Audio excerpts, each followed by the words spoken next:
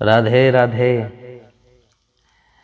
जो अनविद्य अनादि अखंड अनंत अनूप अकाम है, जाहि निरूप है वेद सदा, जो कि नित्य निरीह निरंजन धाम है। और सो सुख रंजन दुख विभंजन, रंजन सुख हरि धाम है।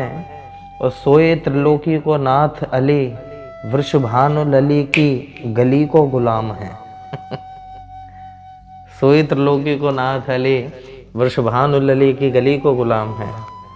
ऐसे हमारे बरसाने की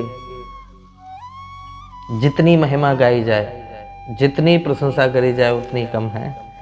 आज भी हमारे बरसाने में श्री प्रिया प्रीतम विहार करते हैं, गहवर वन इत्यादि में श्री लाडली लाल विहार करते हैं। आहा, एक आपको बरसाने की एक सच्ची घटना आपको सुनाऊं, और वो मैं ये नहीं कहूँगा कि वो 100 साल पुरानी या 500 या 1000 या बहुत पुरानी ना।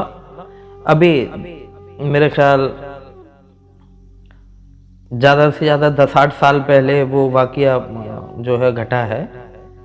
एक बड़ा प्यारा निवेदन आप सबसे, बरसाने में ही गिना जाता है, एक गांव है पास में ही, चिकसौली। शायद जिन्होंने श्री धाम बरसाने की परिक्रमा करी होगी उन्हें ज्ञात है, भली बात है। चिकसौली जो गांव है, चित्रा सखी का गांव है, जो प्रिया जी की सबसे लाडली सखी थी चित्रा सखी, उनका वो गांव। जब हम श्री धाम बरसाने की परिक्रमा लगाते हैं मेरे भाई बहन, तो उसमें जब चिकसौली गांव से होकर के निकलते हैं, जहां हमारे बरसाने वाले पूज्यपाद संत श्री रमेश बाबा जी महाराज का जो रस मंदिर है, उससे पूर्व ही, उससे पहले ही एक गली में एक मैया रहा करती थी, बुजुर्ग मैया, वृद्ध मैया थी वो। स्थूल शरीर था, बढ़िया। और आज भी हमारे ब्रजमंडल में, चूंकि बाहर तो लोगों के अंदर से साधु संतों के प्रति विश्वास खत्म सा होता जा रहा है, लेकिन आज भी हमारे ब्रजमंडल में मधुकरी की बहुत बड़ी महिमा है। मधुकरी की बहुत बड़ी महिमा है। तो कई महात्मा नित्य उस मैया के घर पे मधुकरी मांगने आते, कहीं पर भी मधुकरी मांग लेते। आज भी वहां पर परंपरा है मधुकरी की। मधुकरी में आपको बताऊं, जो भिक्षा मांगी जाती है, भोजन इत्यादि की भिक्षा, उसको मधुकरी बोलते हैं। तो वो महात्मा, गहवर वन में रहने वाले महापुरुष, कहीं पर भी वो मधुकरी मांग लेते, लेकिन वो उस वृद्धा मैया के घर पर जरूर जाते कि बोले उनके घर नहीं ली अभी हमने मधुकरी, उनके घर नहीं ली। और कमाल की बात, वो बुजुर्ग मैया बिल्कुल अकेली थी, बिल्कुल अकेली, कोई था नहीं। तो 2 टिक्कड़ तो अपने लिए सेकती, और 8-10 टिक्कड़ जो है महात्माओं के लिए बना करके रख लेते हैं कि भाई कोई ना कोई महाराज आएंगे, कोई ना कोई संत पधारेंगे, तो उनके ताई ये है जाओ जे। तो 8-10 टिक्कर जो है बना बना के रख लेते हैं। ऐसा प्यारा भाव उनके अंदर। और जब मधुकरी का समय होता मेरे भाई, तो मैया जो है उन टिक्कड़न को लेके धेली पे बैठ जाती है, और महात्मा आते जाते, तो किसी को आधा टिक्कड़, किसी को 1 टिक्कड़, जितना बनता रोटी प्रसाद, सबको मैया मधुकरी देती। ये नित्य का नियम था। एक बात और ध्यान दें, ऐसा नहीं कि हमने साल में किसी को एक बार भोजन करा दिया, नित्य का ये नियम था उन मैया का। खेती किसानी वाली मैया ही, वर्षों तक ये नियम चला मेरे भाई बहन। लेकिन श्री प्रिया जी के प्रति इतनी निष्ठा थी उनके मन में, श्री किशोरी जी के प्रति इतनी निष्ठा भरी हुई थी उनके मन में। आहा हा हा हा, क्या बात है, क्या बात है। जो रस बरस रहे हो बरसाने, सो रस 3 लोक में ना है। ऐसा प्यारा भाव श्री प्रिया जी के लिए था, और उन्हीं को ही निमित्त करके वो संत महापुरुषों को मधुकरी दिया करती थी। एक बार की घटना कि मैया जो है सुबह अपने घर के लीपा पोती से जब निवृत्त भई, और कमाल की बात,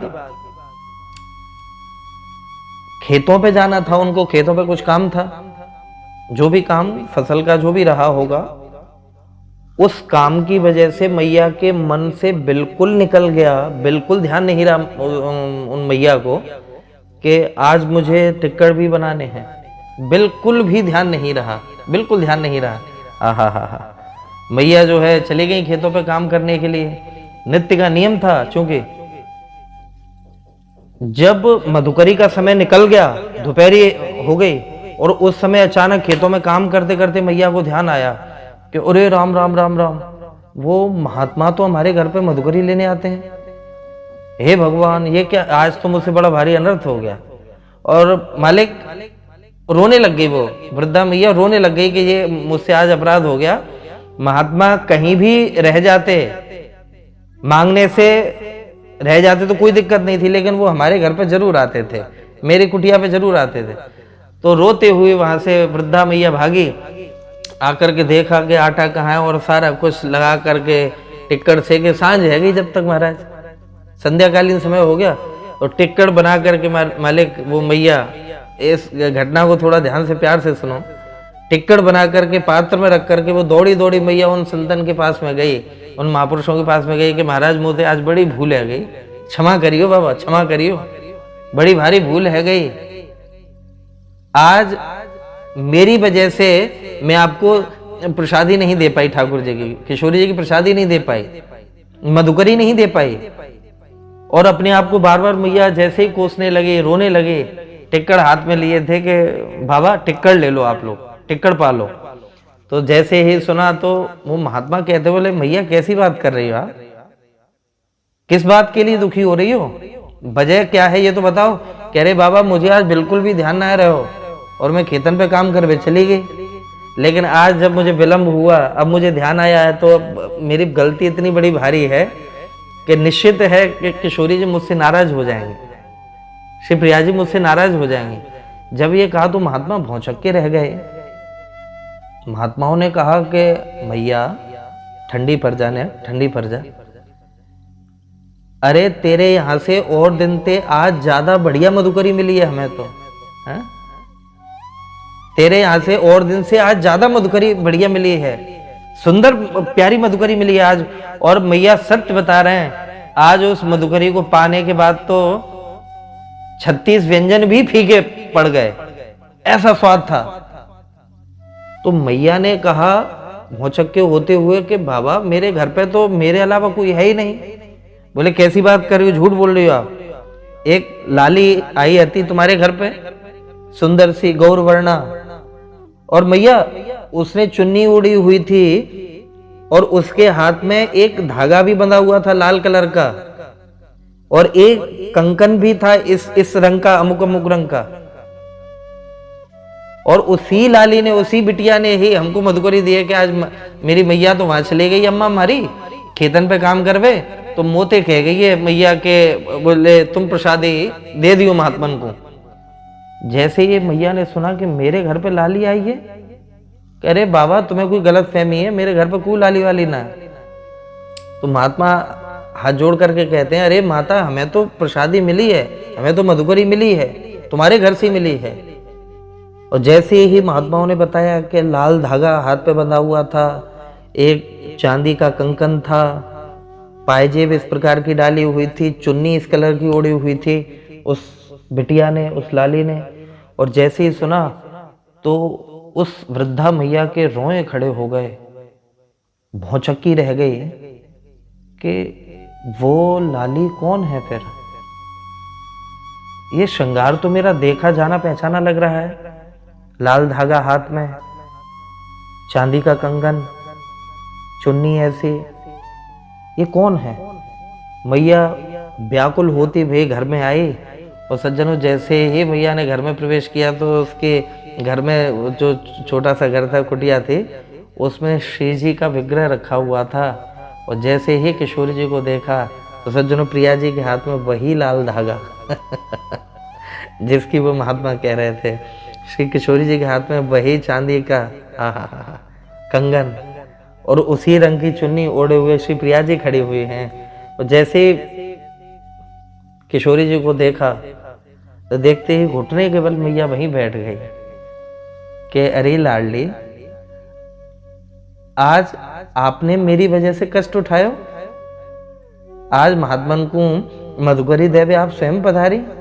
और सर पे सर रख करके जमीन पर फूट फूट करके रोने लगी कि आपने मेरे भाग्य जागृत कर दिए प्रिया जी, आपने मेरे भाग्य जागृत कर दिए। और इतना रोई कि उसी रात्रि में उस मैया को साक्षात राधा रानी का दर्शन प्राप्त हुआ, साक्षात किशोरी जी का दर्शन प्राप्त हुआ उसी रात्रि को ही। आहा हा हा।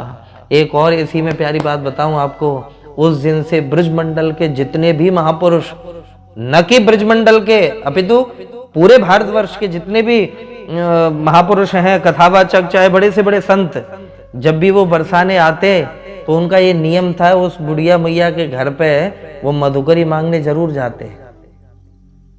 और फिर एक परंपरा सी बन गई, उन मैया के घर पे मधुकरी जो टिक्कड़ बनते, उन टिक्कड़ों के टुकड़े कर करके रखे रहती वो मैया, और कोई जो भी महात्मा आते उनको वो एक टुकड़ा पकड़ा देती। मैं आज भारतवर्ष के जिन भी आप विद्वानों के नाम जानते हैं, जिन भी बड़े बड़े संतों के आप नाम जानते हैं, प्राय वो सभी लोग जिनका रस से, जिनका प्रेम से, जिनका श्री प्रिया प्रीतम के भाव से थोड़ा सा भी संबंध है, तो वो बरसाने में, चिकसौली में उस मैया के घर मधुकरी मांगने जरूर गए हैं। हाँ, मधुकरी मांगने जरूर गए हैं। ऐसी वो मैया और उनकी चेतना, अभी कुछ साल पहले ही उनका शरीर पूरा हुआ है। आज भी वहां की ये परंपरा है कि मधुकरी मांगने कोई भी महात्मा आए तो कभी उसको खाली हाथ नहीं लौटाया जाता है। तो ऐसे हमारे श्री प्रिया प्रीतम आज भी ब्रजमंडल में विहार कर रहे हैं। आप लोग श्री ठाकुर जी की भक्ति खूब करें, श्री किशोरी जी से खूब प्रेम करें, लाड़ करें, दुलार करें। एक ना एक दिन वो आप सबकी सुनेंगे, वो आप सबकी सुनेंगे। इसी भाव के साथ आप सभी के मंगल की कामना। राधे राधे।